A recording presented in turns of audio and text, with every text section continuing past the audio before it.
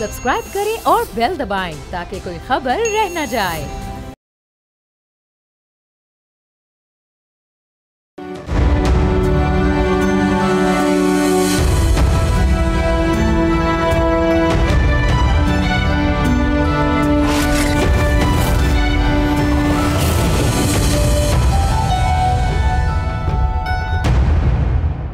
इस्लामाबाद, पंजाब और खैबर पख्तूनख्वा बारिशों के बाद सैलाब की जद में। रावलपिंडी, चकवाल और झेलम में इमरजेंसी नाफिज। इंफ्रास्ट्रक्चर तबाह हो चुके, कीमती जानों का नुकसान। अगले 24 घंटों के दौरान मजीद बारिशों की पेशगोई। ये क्लाइमेट क्राइसिस महज खबरों का मौजू नहीं, एक एग्जिस्टेंशियल थ्रेट बन चुकी है, लेकिन हमारी तैयारी ना होने के बराबर है। सवाल यह है कि आखिर कब तक तमाम सियासी कुव्वतें बका के चैलेंज के खिलाफ एक मेज़ पर बैठेगी, क्योंकि आज ये बैठना जितना ज़रूरी है शायद कभी भी नहीं था। अब ज़रा सियासत की बात करें तो उधर खैबर पख्तूनख्वा में सेनेट टिकटों पर पीटीआई अंदरूनी इंतशार का शिकार दिखाई देती है। बैरिस्टर सैफ ने इमरान खान से मुलाकात के बाद दावा किया है कि 6 नाम फाइनल हो चुके हैं, लेकिन इमरान खान ने पार्टी को इस मामले पर मुशावरत की हिदायत की है। मुशावरत के बाद भी वही 6 नाम फाइनल करने की बात की गई है, लेकिन ऑफिशियली इसका ऐलान नहीं किया जा रहा। अब खैबर पख्तूनख्वा के जो गवर्नर हैं उनका फार्मूले का अगर जिक्र करें तो उसके मुताबिक हुकूमत और अपोजिशन के दरमियान बिला मुकाबला सीटें तकसीम करने पर वो इसरार कर रहे हैं। यानी उनका इशारा ये है कि 6-5 का फिगर होना चाहिए। क्या दोनों तरफ से डिफेक्शंस का ख़तरा है? अब अगर कुछ ज़रा वफाकी हुकूमत के मामलात पर बात करें तो आलमी मंडी में तेल की कीमतें गिर रही हैं, मगर यहाँ पेट्रोल मज़ीद महंगा हो गया। क्या IMF का दबाव है? प्रोग्राम के दूसरे हिस्से में भारत की जानिब से सिंतास मुआहदे की मुअत्तली पर अमरीकी नुक्ता नज़र जानने की कोशिश करेंगे और मेरे साथ सीनियर जर्नलिस्ट होंगे, एक्स ब्यूरो चीफ हैं वाशिंगटन पोस्ट के रिचर्ड लाइबी, उनसे बात करेंगे। तो प्रोग्राम के आगाज़ में मेरे साथ स्टूडियोज़ में मौजूद हैं बैरिस्टर अकील मलिक साहब, state minister for law and justice हैं PMLN, बैरिस्टर उमैर नियाज़ी साहब, सीनियर लीडर हैं पाकिस्तान तहरीक इंसाफ के। आप दोनों का शुक्रिया। आई स्टार्ट विद यू, दोनों ही आप बैरिस्टर हैं, वैसे बैरिस्टर तो मैं नहीं कह सकता, तो मुझे अकील मलिक साहब आपका नाम ही लेना पड़ेगा। तो अकील मलिक साहब मुझे ये बताएं कि क्लाइमेट चेंज जो है एक बहुत सीरियस थ्रेट बन चुका है, और ये सिर्फ पाकिस्तान के लिए नहीं बन गया, पूरी दुनिया के लिए बन चुका है, और इस वक्त पूरी दुनिया इस संगीन मसले का शिकार है। हमारे यहाँ अभी तक इस बात पर कंसेंसस होता दिखाई नहीं दे रहा। हम एक दूसरे को ब्लेम गेम की तरफ ले जाते हैं कि देखो उस सूबे में हो गया, वो मैनेज नहीं कर सका। हमारी जो नेशनल पॉलिसी है इससे मुताल्लिक मुझे लगता है कि वो इस इशू को टैकल नहीं कर सकती, क्योंकि कैपेसिटी का भी इशू है, रिसोर्सेज का भी इशू है, और एट द सेम टाइम ये थ्रेट, ये चैलेंज इतना बड़ा है कि दुनिया भी वो मोबिलाइज नहीं कर पा रही रिसोर्सेज। लेकिन अगर हमारे पास दुनिया से फंड्स या पैसे नहीं है तो हमने अपनी कोई ऐसी पॉलिसी बनानी है कि जो अवेलेबल रिसोर्सेज है उसे हम बेटर वे में मोबिलाइज करके यूटिलाइज कर सकें प्रोविंसेस में। बिस्मिल्लाहिर्रहमानिर्रहीम। आदिल साहब बहुत बहुत शुक्रिया। देखिए बिल्कुल जिस तरह आपने अपने इब्तिदाइये में कहा कि क्लाइमेट चेंज की जो एक लूमिंग एक्सिस्टेंशियल थ्रेट है, इस तमाम पर मामले के ऊपर मैं ये आपको ज़रूर कह सकता हूँ कि अल्हम्दुलिल्लाह हमारी तरफ से जो अडेप्टेशन और मिटिगेशन मेजर्स लिए गए हैं क्लाइमेट चेंज के हवाले से, या क्लाइमेट चेंज की मिनिस्ट्री ने लिए हैं या गवर्नमेंट ऑफ पाकिस्तान ने लिए हैं in terms of uh policy, और जो हमने फॉर्मुलेशन की है पॉलिसी की, उसके हवाले से अगर आप देखें तो बिल्कुल फ्लैश फ्लडिंग या जो फ्लड्स हैं या ये क्लाइमेट क्राइसिस हैं, ये सिर्फ पाकिस्तान पे लिमिटेड नहीं है। Climate change knows of no borders, तो उसकी तो कोई हदूद नहीं होती। आप न्यूयॉर्क में बात करें, वहाँ पे फ्लडिंग है, यहाँ पे बात करें, यहाँ पे आज देखें पिंडी इस्लामाबाद के गिरदोनवा में क्या हुआ। एक जो क्लाइमेट या तो जो एक आफत है, मैं तो उसको आफत ही कहूँगा, कि ये जिस तरह KP में हुआ, सियासत वाक़तन नहीं करनी चाहिए इस मामले के ऊपर। इस पर सर जोड़ के बैठने की ज़रूरत है और तमाम पार्टीज़ को बैठने की ज़रूरत है। Obviously before becoming part of the cabinet, मैं भी और मेरे ख्याल से उमैर नियाज़ी साहब भी गालबन क्लाइमेट चेंज कमेटी के हम लोग मेंबर रहे हैं, if I can remember correctly, और उसमें भी कई ऐसी तजावीज़ जो थी, कई ऐसी पॉलिसीज़ जो थी, जो हुकूमत जिन पे काम कर रही थी, या हमारी तरफ से भी जो हमारी जो एडिशंस थी या हमारी जो सजेशंस थी, उनको भी बिल्कुल ऑन बोर्ड लिया गया। मैं इस तमाम तर मामले के ऊपर ये समझता हूँ कि हमें इट्स टू लेट नाउ, अब हमें वाक़तन स्ट्रिक्ट और स्ट्रिंजेंट मेजर्स लेने पड़ेंगे क्लाइमेट चेंज के इश्यूज़ को एड्रेस करने के लिए। हमें ना सिर्फ पॉलिसी बट एक्शनेबल جو ٹینجیبل ہمیں کرنے ہیں, ٹینجیبل چیزیں کرنی ہیں, وہ اب کرنے کا وقت آ چکا ہے. دیکھیں we did not contribute much in this process. Of course we did. We all less know, than the world knows. But ہم جب دنیا کے پاس گئے, جب 22 کا فلڈ آیا تھا, ہم دنیا کے پاس گئے اور بات کی, سمجھایا, دنیا نے کچھ پلیجز کیے, بات کی, لیکن ان کو امپلیمنٹ نہیں کیا گیا. اور اب ہم جس دنیا میں رہ رہے ہیں وہ ایک مختلف دنیا ہے, جہاں پر ڈونلڈ ٹرمپ جو ہے وہ WHO کے فنڈز کاٹتے ہیں, جہاں وہ نیٹو سے خود کو ڈیٹیچ کرتے ہیں. امریکہ جیسی سپر پاور خود کو اپنی اکانومی کو بیٹر کرنے کے لیے خود کو ڈیٹیچ کر رہی ہے. وہ اپنی وہ جو سپرمیسی تھی, ہیجمنی تھی, وہ کہتی ہے کمپرومائز ہو جائے کوئی بات نہیں, لیکن اپنی اکانومی کو دیکھنا ہے, اور ٹیرفس کی صورت میں وہ سارا کچھ کرنے جا رہے ہیں. سو یہ ہم سمجھ, لیکن اب ہم پہلے تو ٹاپ 5 میں تھے, اب نمبر 1 پر آ چکا ہے پاکستان اس سیریس تھریٹ پہ. ہم NDMA ہو, PDMA ہو, پروونشل ریسورسز ہو, ہمارے فیڈرل ریسورسز ہوں جو کہ لمیٹڈ ہیں, آئی انڈرسٹینڈ دس, لیکن کیا ہم ایسا کچھ نہیں کر سکتے میکینزم کہ جب ویدر فورکاسٹ ہمارے سامنے آ رہی ہوتی ہے اور کوئی 2 پروونسز جو ہے وہ کرائسس میں ہو یا ایک پروونس کرائسس میں ہو, تو ہم ان ریسورس کو پورے کنٹری سے موبلائز کر کے صوبے بھی کنٹریبیوٹ کریں اور اس طرف موو کریں. Is that possible? اگر brief comment کریں پھر میں دیکھیں بالکل it's possible. اور جب صوبہ KP میں ہوا تو وہاں پہ PDMA تھا, اور اس کے بعد NDMA کا وزٹ وزیر اعظم صاحب نے خود کیا تھا, آپ کو یاد ہوگا, اور یہ کہا تھا کہ کوئی اسسٹنس اگر وفاق سے چاہیے تو بالکل دینے کے لیے تیار ہوں, دینی بھی چاہیے. اور ویری بریفلی میں آپ کو یہ بھی کہوں گا کہ آج بھی غالباً وزیر اعظم صاحب کا ایکسپیکٹڈ تھا کہ وہ NDMA جائیں گے. جب آپ کی ویدر فورکاسٹ ہو تو بالکل آپ کو پریپیئرڈ ہونا چاہیے, اور الحمدللہ فی الوقت ہم پریپیئرڈ رہے ہیں.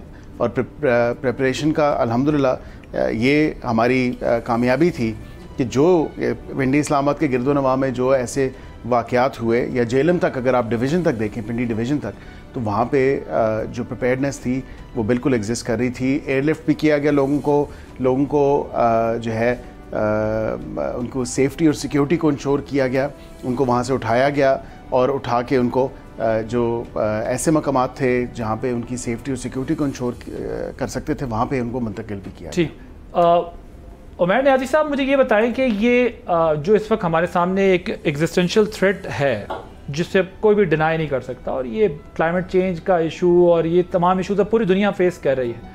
ابھی آپ یقیناً بیرسٹر عقیل ملک صاحب کی گفتگو سن رہے ہوں گے, وہ کہتے ہیں ہم اس سے اگری کرتے ہیں کہ اس میں پالیٹکس بھی نہیں ہونی چاہیے, وفاق کو صوبے کی مدد بھی کرنی چاہیے. اور میں نے تو یہاں تک بات کی ہے کہ PDMAs بے بس ہو جاتی ہیں جب کرائسس آتا ہے, ظاہر ہے ایک بڑا چیلنج ہوتا ہے, لیکن وفاق اور ایک صوبہ بھی مل کے وہ نہیں کر سکتے جو دوسرے صوبوں کے ریسورسز ہیں. اگر پتہ ہو کہ کرائسس بلوچستان میں ہے یا سندھ میں یا KP میں ہے یا پنجاب میں یا 2 صوبوں میں ایک ساتھ ہے, تو کیا میں نے ان سے کہا کہ کیا فیڈرل گورنمنٹ بات کر کے صوبوں سے وہ ریسورسز موو نہیں کر سکتی ایک ہی پروونس میں, تاکہ اگر 1 یا 2 پروونسز کرائسس میں ہو تو اس سے نکلا جائے. آپ لوگوں کی پارٹی کی اس پہ کیا سجیشن ہے اور پرماننٹ سولوشن آپ لوگوں کے نزدیک اس میں کیا ہے؟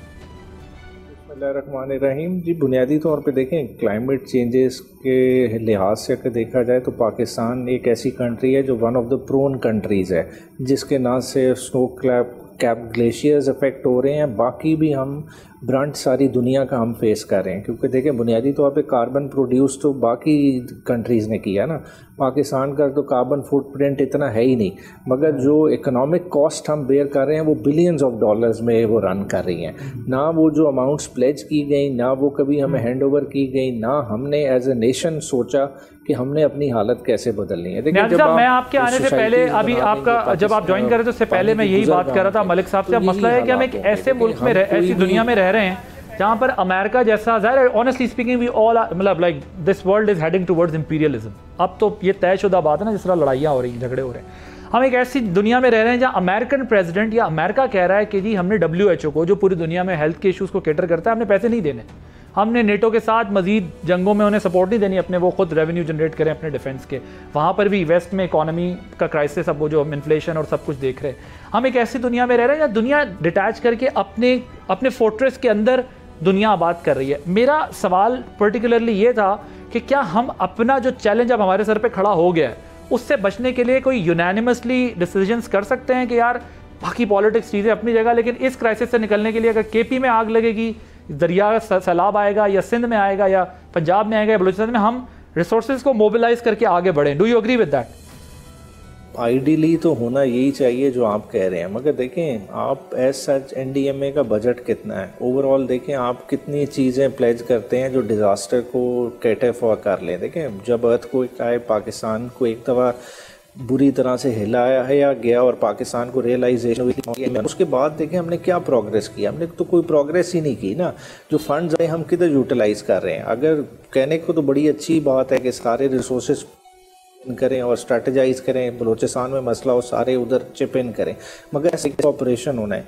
एक दो हेलीकॉप्टर से कैटर फॉर नहीं होता ना जब इस तरह का लार्ज स्केल क्लैमिटी आपको हिट करे। इसके लिए जब तक आप क्लाइमेट सपोर्ट फंड नहीं बनाएंगे, देखें बाहर की डोनेशंस प्रॉपरली टैप नहीं करेंगे, देखें कार्बन क्रेडिट का अभी तक मैकेनिज्म ही पाकिस्तान के पास नहीं है। हमने अभी तक एक्सचेंज ही नहीं एस्टैब्लिश की कि जो हमारे ग्रीन प्रोजेक्ट्स उनके ज़रिए हम जो है ना उन पे बॉन्ड्स इशू कर सकें, उन पे रेवेन्यू जनरेट कर सकें, हमारे पास तरीक़ेकार ही नहीं है। तो ये सब कुछ करने के लिए हमें अपनी सारी जो बेसिक वे ऑफ थिंकिंग है उसको चेंज करना पड़ेगा और दुनिया को रियलाइज़ करना पड़ेगा कि आपकी पोल्यूशन का ब्रंट पाकिस्तान फेस कर रहा है और आपको कंट्रीब्यूट करना पड़ेगा। फिर जाके ये महकमे उस तरह से it's not a fair world ना। प्रॉब्लम ये है कि ये दुनिया रिस्पांसिबिलिटी नहीं लेती ना। वाकया हुआ उस पर कितना क्रिटिसाइज किया। Ideally speaking you are right, I agree with you, but ये टू बी ऑनेस्ट ये फेयर वर्ल्ड नहीं है।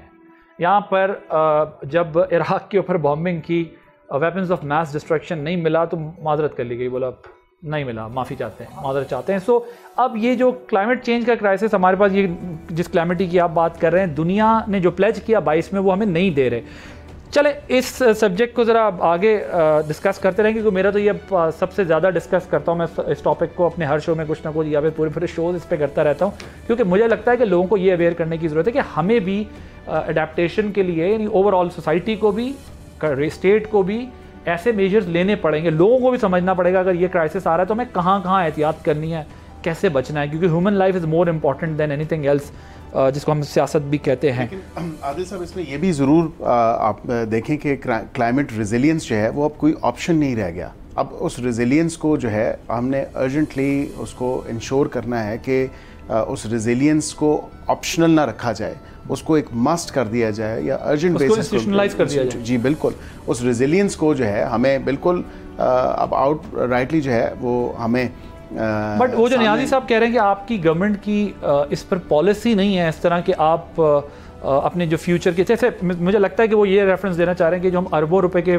अपने फंड्स इधर उधर लगा देते हैं, MNAs को दे देते हैं, इधर उधर अननेसेसरी अपने जो इन्वेस्टमेंट्स डेवलपमेंट्स पे लगाते हैं, इसको फंड्स देते हैं, वो भी तो सस्टेनेबल डेवलपमेंट गोल्स के हवाले से आता है ना। वो भी वो चीज़ें हैं जो बेसिक चीज़ें हैं, लोगों के जो मसाइल हैं वो तो लोकल गवर्नमेंट के काम है ना, वो तो लोकल गवर्नमेंट के काम, लेकिन वो मैं एग्री करता हूँ 110%। वो तो लोकल गवर्नमेंट के काम है, वो अपने अपने एरिया की रिक्वायरमेंट के अकॉर्डिंगली डेवलपमेंट करें, बिल्कुल। और ये भी दुनिया में एक राइज फॉर्मूला है।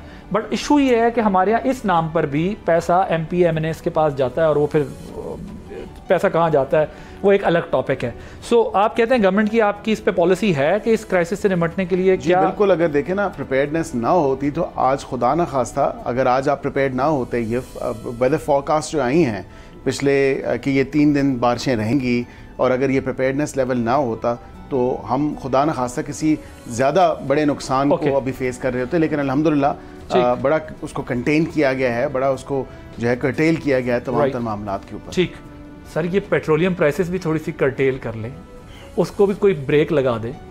पहले 15 दिन पहले आपने पैसे बढ़ाए, मैंने आपने प्रोग्राम में पूछा, आपने कहा देखें ये तो 15 दिन ठीक है बढ़ते हैं, 15 दिन बाद दोबारा रिवाइज हो जाएगा, ये तो उल्टा बढ़ा दिया। सर गरीब आवाम की तो चीखें निकल गई हैं। और इतना मतलब ऑनेस्टली स्पीकिंग अगर हम जैसे लोगों पे इसका बर्डन है तो मैं इमेजिन कर सकता हूँ कि पाकिस्तान की बाकी आवाम पे क्या। दुरुस्त कह रहे हैं, और इसमें कोई जस्टिफिकेशन नहीं है on at a personal level, मैं बिल्कुल, लेकिन हुकूमत का जो मौक़िफ़ है वो भी आपके सामने रखना ज़रूरी है। और उसके लिए कल वज़ीर पेट्रोलियम ने बड़ा एक तवील जो मुख्तलिफ प्राइवेट चैनल्स और एंकर्स के साथ उन्होंने प्रोग्राम्स किए, उन्होंने बिल्कुल बताया और हक़ाइक़ पे मबनी फैक्ट्स एंड फिगर्स के साथ उन्होंने कहा जब ये जंग हुई पाकिस्तान भारत की, तो उस वक़्त हम नहीं चाहते थे कि कोई ऐसा शॉर्टफॉल आए या कोई ऐसी तेल की किल्लत महसूस की जाए, तो हमने बिल्कुल, और स्ट्रेट ऑफ हॉर्मुज़ जो है, जो बिल्कुल एक कह लें बैकबोन है, वो इट वाज क्लोज्ड। तो वहाँ पे जब आपने एक प्रीमियम दे के जब आपने शिप्स लिए تیل کی آپ نے جب جہاز لیے وہاں سے تو ظاہری بات ہے کہ تیل کی قیمت تو دنیا میں کم ہوئی بعد میں، لیکن وہ پریمیم ایگزسٹ کرتا ہے، وہ پریمیم پے کر کے آپ نے اس انفلو کو یا اس سپلائی کو انشور کیا کہ وہ کنٹینیوس رہے، اس میں کوئی خلل نہ پڑے۔ اب اس کو دیکھتے ہوئے ظاہری بات ہے جو پریمیم پے کیا گیا ہے وہ پاس آن تو ہونا ہے، وہ گورنمنٹ تو بیئر نہیں کر سکتی پریمیم، کیونکہ اب پیٹرول تو عوام ہی استعمال کرے گی، تو وہ پریمیم کا بھی انہوں نے باقاعدہ طریقے سے IMF کا بھی دباؤ ہے آپ لوگوں پر؟ نہیں، IMF کا تو کوئی دباؤ نہیں ہے۔ IMF کا کیا دباؤ ہے جی؟ جیسے کہ جی وہ جو روپی اور ڈالر کی پیرٹی ہے، روپی ڈالر کی پیرٹی کا وہ تو ہے، 2 روپے وہ جنگ کے بعد آپ کو پتا ہے کہ روپی اور ڈالر کی پیرٹی میں تھوڑا بہت ڈفرینس آیا ہے، وہ بھی ایک چیز ہے، اس کو بھی پھر اس نے جو ہے کرنا تھا، نیوٹرلائز کرنا تھا تمام تر معاملے پہ، پریمیم کے ساتھ ساتھ ڈالر پیرٹی ریٹ۔ لیکن سر لوگوں کی چیخیں نکل گئی ہیں، لوگوں کے لیے آپ درست کہہ رہے ہیں، لیکن جو پبلک رسپانس ہے اس وقت وہ اس معاملے میں بہت ہی شدید اور لیکن یہ صرف فورتھ نائٹ کے لیے ہے، اور فورتھ نائٹ کے بعد جب پرائسز ریوائز ہوں گی تو آپ دیکھیں گے کہ ایک سگنیفیکنٹ جو ڈفرنس ہے وہ عوام فیل کرے گا۔ نیازی صاحب آپ اگری کرتے ہیں ملک صاحب کے اس آرگومنٹ سے کہ ایک تو ظاہر ہے وار میں جس وقت ہم تھے اس وقت جو سچویشن ہوئی اور آئل پرائسز بڑھنے کی جو ریزننگ کی ہے گورنمنٹ نے، انہوں نے کہا ہم پہ IMF کا پریشر ہی نہیں ہے، دیکھیں اس سے بڑا میں کیا کہہ سکتا ہوں، مطلب مبالغہ رائز ایک کام کیا ہو سکتا ہے۔ دیکھیں آپ کو IMF نے فورس کیا، دیوار کے ساتھ لگا دیا کہ 80 روپے سے لیوی 100 روپے پہ لے کے جائیں۔ اب جب لیوی آپ نے 100 روپے پہ لے کے جانی ہے تو ظاہری بات ہے برانٹ کس نے فیس کرنا ہے؟ عوام نے فیس کرنا ہے نا۔ آپ گراؤنڈ کی حقیقتوں کو دیکھ کے ایڈجسٹ ہی نہیں کر پا رہے۔ اگر آپ تھوڑی سی فلکچویشن آپ کہتے ہیں ایران کی وار کی وجہ سے پرائسز کی تو وہ آپ کو ایبزارب کرنی چاہیے تھی، آپ کو لیوی سائڈ کم کرنی چاہیے تھی۔ آپ خود دیکھیں نا پیٹرول کے اوپر جو ہے نا باقی آپ سارا حجم ملا کے پیٹرول کی انٹ سیلف قیمت اتنی نہیں ہے جتنے آپ اس سے ٹیکسز وصول کر رہے ہیں، اور انڈائریکٹلی آپ کیا کر رہے ہیں؟ 1400-1500 بلین روپیہ اس ڈائریکٹلی عوام سے وصول کرنا چاہ رہے ہیں، اور موسٹلی وہ عوام ہے جس پہ ٹیکس لاگو ہی نہیں ہوتا، اس سے بھی آپ جو ہے نا یہ لیوی وصول کر رہے ہیں۔ تو اس طرح کی سچویشن میں کیا بنے گا؟ دیکھیں ایک طرف سے آپ وہ کہہ رہے ہیں کہ پیٹرول مہنگا، بجلی کی صورتحال، اور یہ وہی دور ہے کہ پچھلا آپ 2020 کی اپنی ٹویٹس اٹھا کے دیکھ لیں۔ آپ کہتے تھے کہ جی پیٹرول کی قیمت بڑھ جائے، بجلی کی بڑھ جائے تو سمجھے وزیر اعظم چور ہے۔ تو بھئی آج کے دور میں پھر ہم کیا کہیں گے اس کو؟ ٹھیک ہے آپ مینڈیٹ چور بھی ہیں اور آپ کے اپنے ہی ٹویٹ کے مطابق آپ اس طرح کے بھی چور ہیں۔ تو یہ ساری چیزیں ہیں جس کو یہ بالکل کیٹر فور نہیں کر رہے۔ خالی IMF انہیں کہہ رہی ہے کہ جی پورا کرو ہدف، کیونکہ آپ ڈائریکٹ ٹیکسیشن کی طرف جا نہیں سکتے۔ تو آپ کہہ رہے ہیں کہ لیوی پہ یہ اپنے کم کر لیتے اگر ان پہ باہر سے برڈن پڑ رہا تھا، آپ کے ہاتھ نہیں آتے، جو بیسیکلی مڈل مین ہے وہ ٹیکس نہیں دینا 100%۔ دیکھیں نا حکومتیں اسی طرح ایڈجسٹ کرتی ہیں۔ نیازی صاحب آپ کا نقطہ میں نے لے لیا، تھوڑا سا وقت کی کمی کی وجہ سے میں ایک اور لائن پرووائڈ کرنی۔ ٹھیک پوائنٹ ہے کہ اب میں ایک اور سوال آپ کے سامنے رکھتا ہوں پر تھوڑا وقت کم ہے، نیازی صاحب اس کا مختصر اگر جواب دیجیے گا پھر میں ملک صاحب کے پاس آؤں گا۔ یہ تو ہم ان پہ تنقید کر رہے ہیں، آپ بھی ٹھیک تنقید کر رہے ہیں، ہم بھی کر رہے ہیں کہ پیٹرولیم پرائسز عوام پر بوجھ ہے، بوم شیل ہے اس مشکل دور میں جب مہنگائی کا وہ فیس کر رہے ہیں اور پیٹرول پرائسز اتنی بڑھ گئی ہیں، لوور مڈل کلاس کے لیے پرابلم بن گئی ہے، تو جو انڈر پریولیج ہے ان کا کیا ہے؟ مگر آپ ان کو یہ PIA والے معاملے پہ جو ہے وہ داد دیں گے کہ جو آپ کے دور میں PIA گراؤنڈ ہو گئی تھی وہ دوبارہ برطانیہ کے لیے کھل گئی ہے، اور اس دوران آپ لوگوں کی ایک غلط فیصلے کی وجہ سے 200 ارب روپے کا نقصان ہوا غلام سرور خان صاحب کے ایک بیان پارلیمنٹ میں دینے کی وجہ سے۔ Do you agree with this argument? دیکھیں بالکل، دیکھیں اگر کسی وزیر نے غلط بیان دیا اور نقصان ہوا ہے اس کو بالکل انکوائر بھی ہونا چاہیے، پراپر پروب کریں، ٹھیک ہے نا، اگر نیب کا ریفرنس بنتا ہے وہ بھی بنائیں۔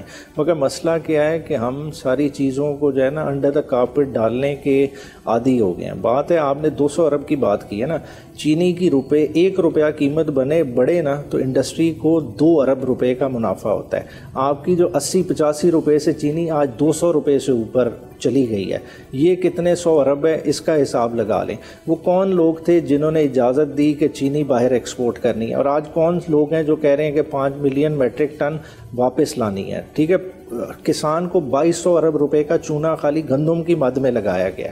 وہ کون لوگ تھے جنہوں نے $1 بلین کی گندم امپورٹ کی جبکہ بمپر کراپ ملک کے اندر تھا؟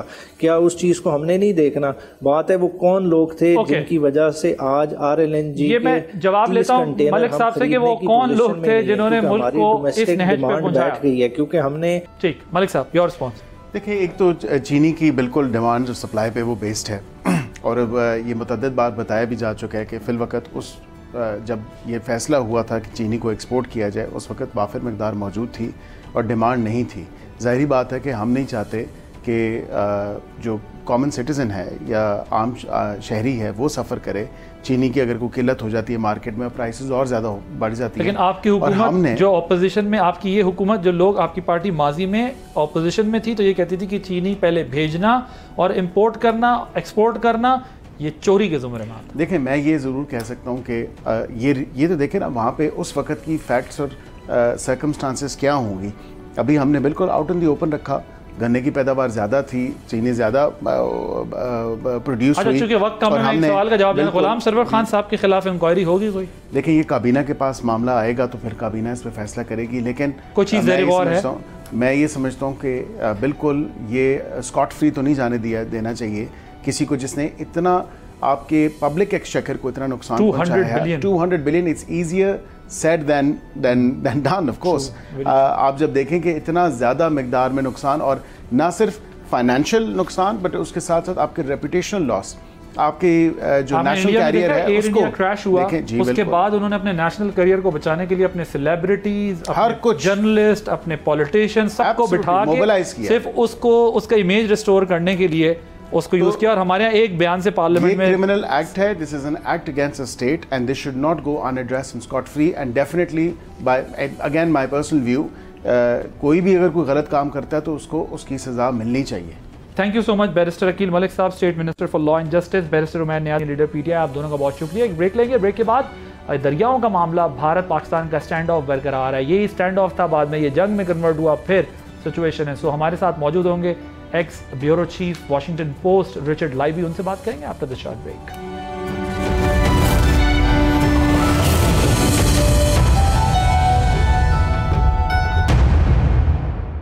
Welcome back.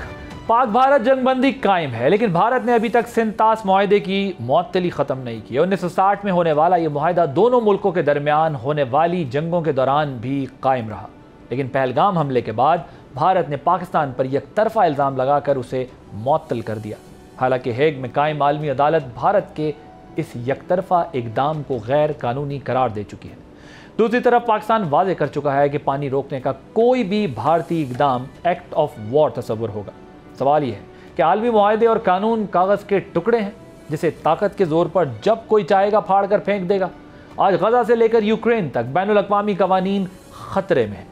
کیا دنیا ایک اور معاہدے کو ٹوٹتے ہوئے دیکھ سکتی ہے؟ More than 6 decades ago, a rare accord brought two rivals together, the Indus Waters Treaty.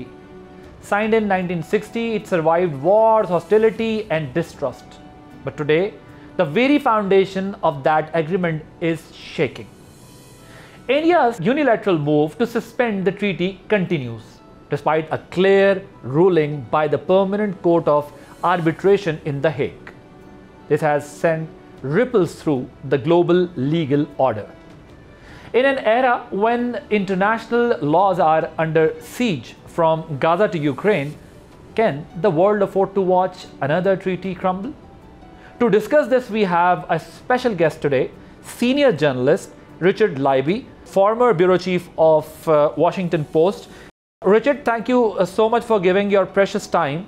I just want to know about this very important subject, which is under discussion everywhere in the West and East these days, because two nuclear powers kind of stand off and there was a proper war after that. So I just want to know in this context that how do you see this situation? Like, is the Indus Water Treaty merely a political tool, or does it represent a moral commitment? What would its collapse means for a world already losing faith in international rules and norms? More than anything, from my perspective, water can be used as a weapon. It can be used in war, clearly. It has been, to shut off populations from water, to dam up water supplies. And that is a part of war that isn't discussed too much. But if you look at the current situation between Pakistan and India, I think you are on the brink. There's a threat to 240 million Pakistanis in terms of its farming and just mere survival. There's a stand by India that it is contending, it is completely in the right. I don't know that the world, the wider world, has too much of a grasp of the politics, but certainly they can understand the humanitarian elements of this. My view is that neither country wins if this treaty dissolves. And it cannot dissolve by the simple annulment by one side, as you know. Right. So, can strategic interests justify overriding moral and legal treaty obligations? There's an old saying, this treaty isn't worth the paper it's written on. Politicians, autocrats, authoritarians, dictators can do whatever they want with treaties. We've seen that in history. You say the moral value depends on the conscience of those with power. And in many nations, those with the power have not acquitted themselves well in terms of following moral dictates. I don't live in their heads, so I don't know what would have triggered the effort to, or the actual suspension, in their view, of the treaty by the Indians. I do know, as a journalist, we've seen many episodes, as I said, of treaties being discarded, of people who want, Hitler's case, more territory, Lebensraum, they called it in Germany, more room. And we don't know who is steering this effort in the military on either side. As you know, Pakistan is the most favored non-NATO partner, and India also has a designation by the United States for its partnership.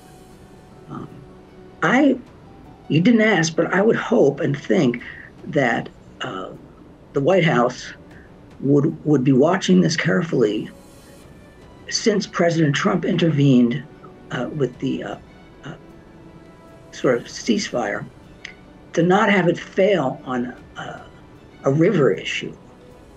Richard, if India continues to suspend its obligations under the Indus Water Treaty, what consequences could this have for the region? 1. 2. India's unilateral action would likely worsen Pakistan's water insecurity, endanger agriculture, rural livelihoods, and actually pose long-term national security risk as well. In such a scenario, what options do you think Pakistan might have?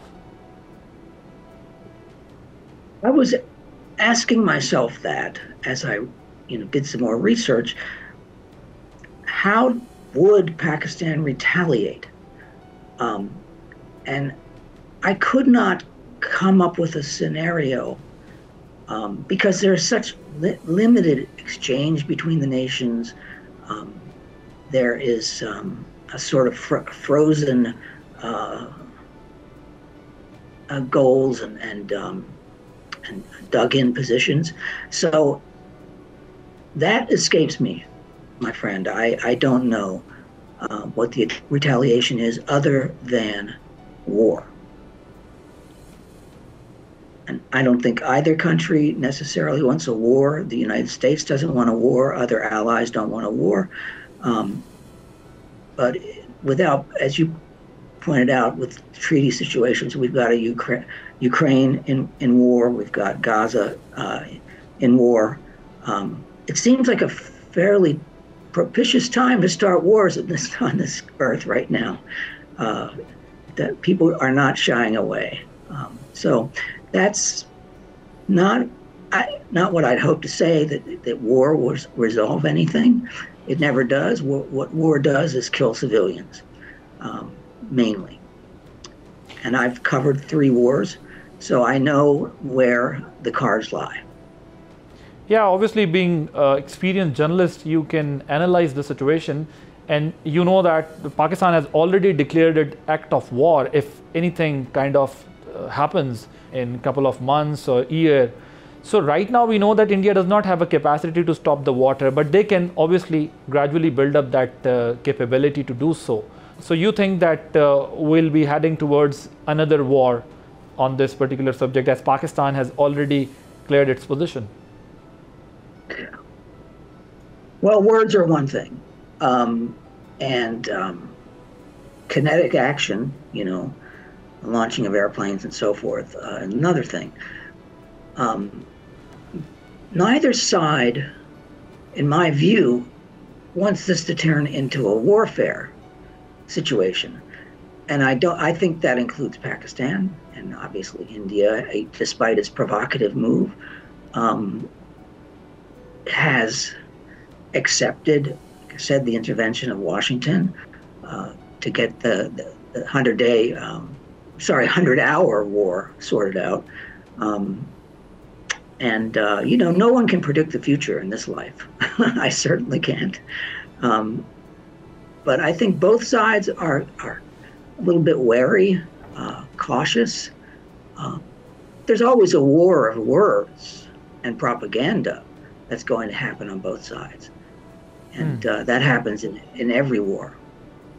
So what do you see the future of rule-based order? Is it all like particularly in context of Pakistan or India, and overall I'm talking about? Overall, there are many, many durable treaties that nation states are complying with. A treaty does not become durable without a concession from a member signatory that it can put its interests aside. So that happens on both sides. You've got a durable treaty. And it's rare that these treaties are broken, but they certainly are. In that context, for example, you've had the NATO as a treaty organization for 70 years. And so far, holding together. And that gives me hope that these sort of treaties, even if they are sometimes neglected or they're invisible, we don't even know about them, have a real place in humankind's interaction with its neighbors. I don't know if that answers your question, but I have faith in treaties. This country started out one of its first treaties with Tripoli in the 1700s, when pirates were attacking American citizens off the Barbary coast, and managed to get a treaty to stop that 300 some years ago. Treaties are, sometimes very minor, but then there are ones that are major. Chemical weapons treaty, environmental treaties. And I think I say smart people figure out that the world needs them. Maybe those people don't stay smart forever, but that's how it is. Exigencies and political developments make people want to say, get on board and break the treaty. I don't know how long that will continue. Right. Thank you so much, Mr. Richard Laibe, former Bureau Chief of Washington Post, senior journalist, for giving your precious time. آپ گفتگو سے Indus water treaty کا کیا مستقبل ہو سکتا ہے اگر جس طرح سنگل ہینڈڈلی اس کو انڈیا نے جو ہے وہ کینسل کر دیا اور سسپینڈ کر دیا. پاکستان اور انڈیا کا کیا مستقبل ہوگا, اس ریجن کا کیا مستقبل ہوگا, لوگوں پر اس کے کیا اثرات ہوں گے, اس پر وہ اپنی رائے دے رہے تھے, اپنے تجربے سے آگاہ کر رہے تھے, بتا رہے تھے. اب انڈیا اگر اس طرف آگے بڑھتا ہے, پاکستان آلریڈی اس کو ایکٹ آف وار ڈکلیئر کر چکا ہے, تو اس ریجن کا یا دونوں ملکوں کا کیا فیوچر ہوگا اگر یہ مسئلہ آگے بڑھتا ہے. اور پاکستان اپنی پوزیشن سے بالکل پیچھے نہیں ہٹے گا, اور پاکستان جو اکارڈز ہیں اس کو جو سائن کیے گئے 1960 میں, اس اکارڈ کو بھی فالو کر رہا ہے انڈس واٹر ٹریٹی کے. اور اس کے علاوہ بھی پاکستان جو ہے وہ یونائٹڈ نیشن کی جو ریزولوشنز ہیں ان کو بھی رسپیکٹ کرتا ہے، لیکن انڈیا جس طریقے سے چاہے وہ کشمیر کے معاملے پہ UN ریزولوشنز کو اگنور کرنا ہو، اس کو اس نے بالکل ہی بائیلیٹرل ایشو بنا دیا ہے، UN کی ریزولوشنز کے اگینسٹ جا کر کام کرا. اسی طرح وہ انڈس واٹر ٹریٹی والے معاملے پر بھی جو رولنگ ہے permanent court of arbitration Hague کی، اس کو بھی اب اس نے ایک طرف پس پش ڈال دیا ہے. تو دیکھنا ہے کہ اس کا مستقبل کیا ہوتا ہے اگر بھارت پاکستان کا پانی روکتا ہے، جس کو یہی پریڈکٹ کیا جا سکتا ہے کہ اس پر ایک اور جنگ جو ہے وہ انتظار کر رہی ہوگی. عادل عباسی کو اجازت دیجیے، اللہ حافظ.